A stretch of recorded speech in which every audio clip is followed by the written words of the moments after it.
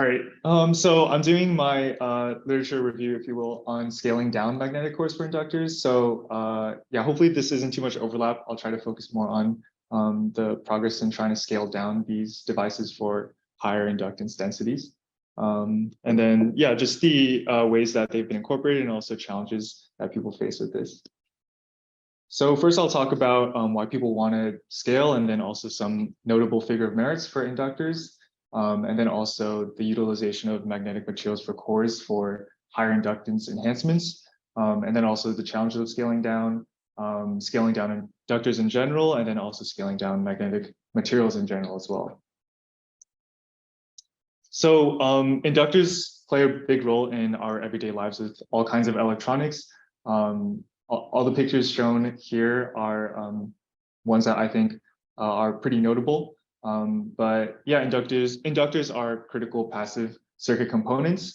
And as the Moore's law trend continues, or maybe not, but as electronic devices become more compact and smaller, and more electronic computation is required, ICs also need to scale down, and then also those components on those ICs need to scale down as well. And in comparison to some other power components like capacitors or switches, inductors are more difficult to scale down because of their design and the physical limitations that they face. And you can see, like on the picture on the bottom right there, there's a application of a planar air core inductor that takes up a lot of planar precious real estate on the chip. So some important figure merits for inductors are the inductance density. The higher the better. Same thing for Q factor, which takes into account the resistance of the inductor. Also the smaller size in the area that the inductor takes up, the better. And then for power applications and frequency applications, higher power density and larger bandwidths are desired as well. So magnetic cores, we all know, can be implemented to significantly enhance the inductance by having a higher relative permeability.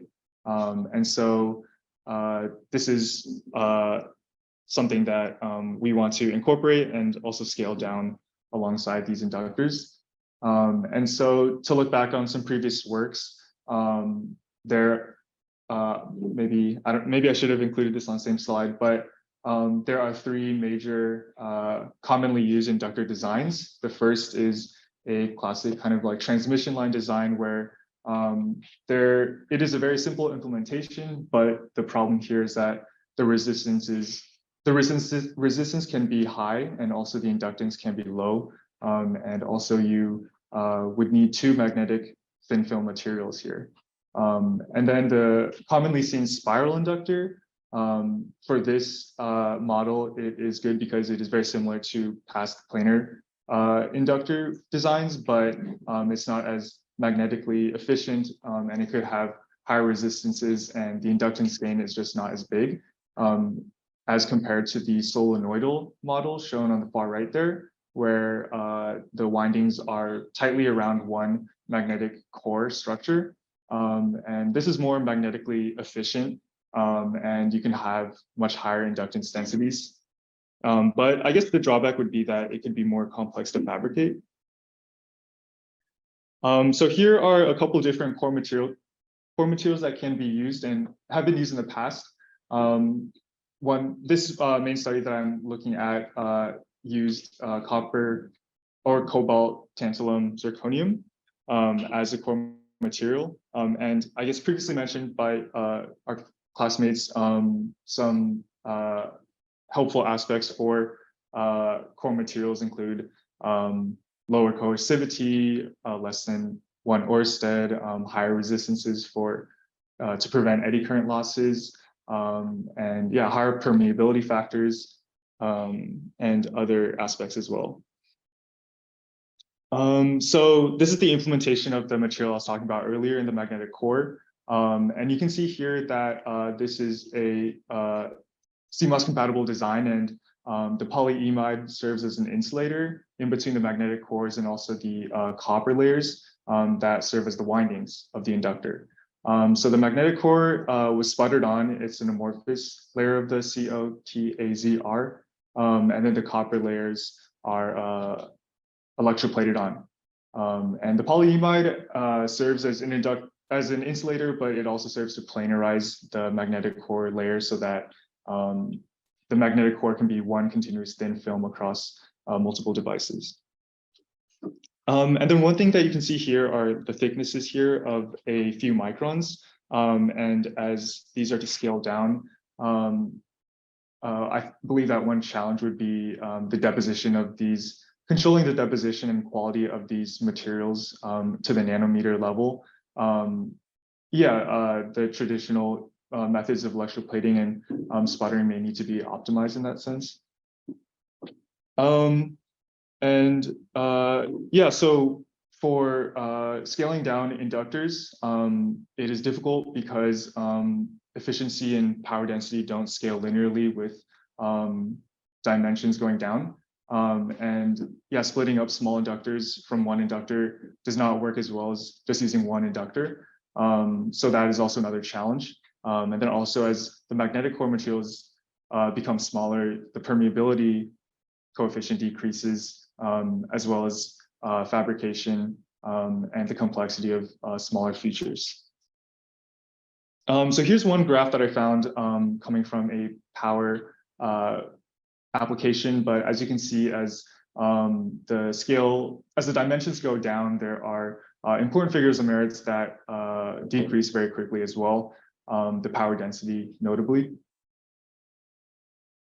And then another thing for magnetic materials is that this study found that so on the right-hand graph there are black lines and the red lines. The black lines show a permeability measurements over an entire continuous thin film of the magnetic material, and the red shows a permeability measurement of the patterned magnetic material that is used in the devices. And this discrepancy they credited to a demagnetization field that's non-uniformly existing in the magnetic core that decreases the permeability. And here's their analytical model that they provided for the solenoidal inductor, where the inductance is comprised of the windings and then also parasitic inductance from the deviation from the non-ideal model of the solenoidal inductor. But you can see that the effective permeability is reduced by a higher demagnetization field. And it was also found that for higher permeabilities too, this demagnetization factor would be higher as well.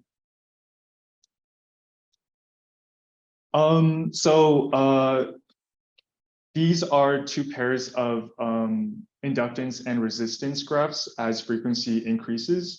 And it can be shown that, and the second pair is a device that has been scaled down by a factor of 2.